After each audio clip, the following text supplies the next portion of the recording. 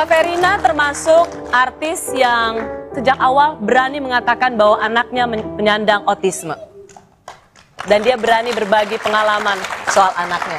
Mbak Verina, saya dengar waktu itu Mbak Verina, Wisnu ya nama anaknya Mbak Verina, sempat ditolak atau tidak dibolehkan bermain di sebuah taman permainan karena anak itu autis.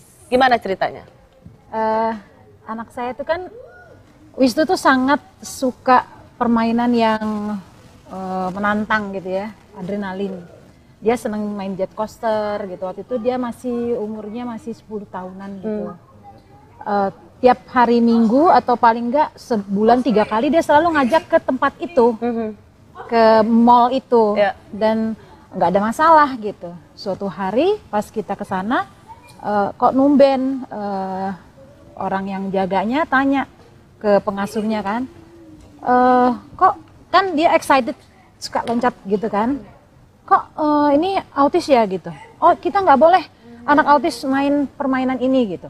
Loh kok biasanya boleh gitu kan, kenapa ditolak hari itu, dan kekeh sampai supervisornya pun ngelarang.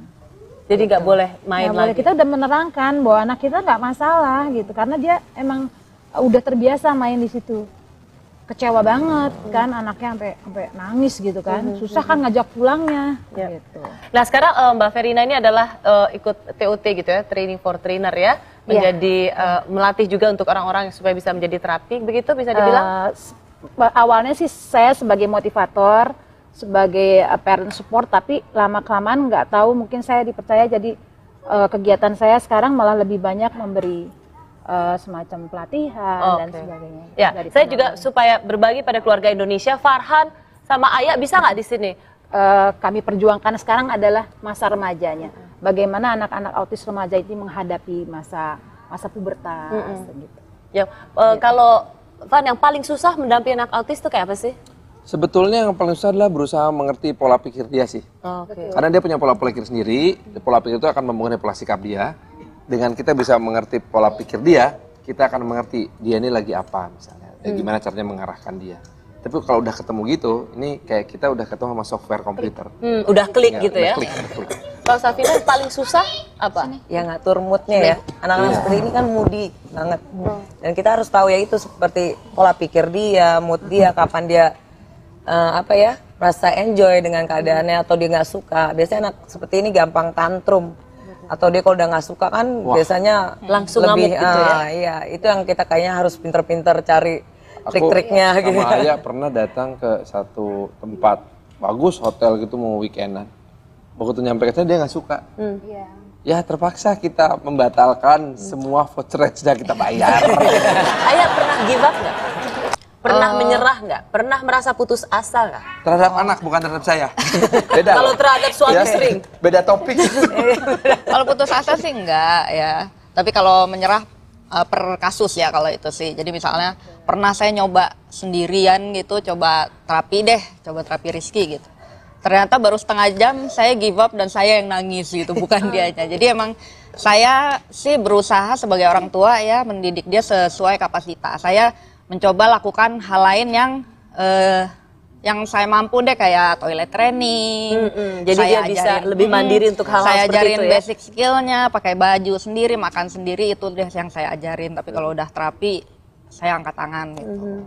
Tapi kalau untuk putus asa sih enggak ya. Kalau training itu penting sih buat Ayah juga menyadarkan sama saya itu. Saya tadinya termasuk orang yang pemikiran zaman dulu bahwa anak autis harus bisa bicara dulu baru bisa yang lain, padahal enggak. Toilet training dulu, karena kalau training nggak mungkin kan sampai umur 20 tahun masih kita pegangin gitu, nggak mungkin. Mandi juga nggak mungkin, sampai kumisan masih dimandiin kan nggak mungkin gitu. Jadi emang dari awal udah harus. Kalau bicara sih nggak harus verbal, ada SMS, ada BlackBerry, ada apa macam-macam. Kalau Safina pernah nggak merasa ada momen nggak di mana rasanya menyerah gitu, give up? Malah kalau saya tuh ngerasa di saya dan keluarga besar yang terutama begitu tahu kondisi Fasya tuh malah yang jadi PR adalah kita semuanya terlalu manjain dia. Justru jadi kita tuh apa-apa terlalu, aduh takut ini, takut apa. Jadi Fasya saya rasa salah satu ininya kekurangannya itu dari saya terutama dan keluarga terlalu manjain dan terlalu berhati-hati. Jadinya apa-apa takut. Ya itu tadi toilet training atau apa kayaknya tuh worry itu apa. Padahal sebenarnya kalau dilihat kadang-kadang bisa gitu. Bisa ya. Dokter Meli sebenarnya apa ya? penanganan pertama yang harus dilakukan oleh keluarga atau orang tua ketika mengetahui anaknya gejala autisme? Sebetulnya kalau masih kecil tentu interaksi yang sangat-sangat intensif dengan orang tua ya. Karena orang tua memberikan terapi agak sulit seperti Ayah tadi katakan. Mungkinlah langsung terima, pergi ke suatu terapi center yang kita percaya, kemudian masukkan terapi. Ya. Kecuali itu diperiksa secara fisik ya. Anak ini banyak sekali gangguannya, kadang-kadang pencernaannya. Coba tanya, 75% anak-anak ini kalau makan tidak dikunyah, Oh, begitu? langsung ditelan. Hal itu menyebabkan adanya gangguan pencernaan. Kalau adanya gangguan pencernaan, jadi makanan yang kurang tercerna itu bisa diambil oleh aliran darah ke otak dan jadi racun lagi. Jadi banyak sekali yang harus diperiksa pada anak itu. Farhan, untuk keluarga Indonesia, menurut Farhan apa sih kalau misalnya ada anak yang juga terindikasi autis berdasarkan pengalaman lo? Berdasarkan pengalaman saya sih yang pertama suami istri mesti terima dulu. Jangan ada penyangkalan karena selama masih ada penyangkalan masalah nggak akan selesai. Kedua, tentukan ya asesmen dulu. Setelah asesmen kita tahu masalahnya apa, tentukan prioritas. Setelah tentukan prioritas, kita tentukan pilih satu metode yang kita udah kekunci, jangan rubah-rubah, konsisten. Karena kita begitu orang lain tahu, saudara kita tahu anak kita bermasalah, pasti setiap hari akan ada, ayo ke orang pinter, ayo ke dokter hebat, ayo ke klinik luar biasa, ayo sampai ada yang datang nih bawa botol isinya air putih, minumin ini, apaan gitu. Itu kita harus konsisten. Jadi sekali kita udah pilih dokter Meli, pilih dokter Meli. Sekali kita udah pilih dokter Hardiono, pilih dokter Hardiono terus. Itu ikuti metodenya karena semuanya akan menuju ke satu titik, memang jalannya beda-beda. Dan tidak ada yang namanya jalur cepat. Nggak ada jalur cepat.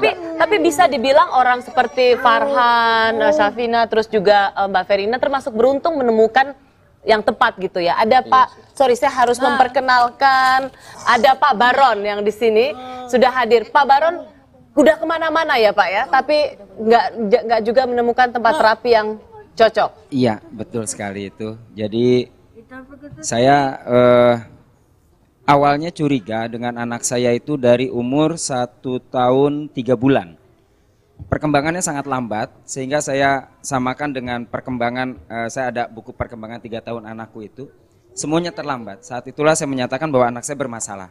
Tapi saya tidak tahu masalahnya apa. Dibawa ke dokter anak, katanya waktu itu ADHD. Tapi pada perkembangannya saya baca tentang ciri-ciri autis itu semua ada di anak saya. Senang yang berputar, apa segala macam seperti itu. Terus Bapak, saya dengar sekarang agak putus asa karena nggak tahu harus membawa anak Bapak kemana gitu.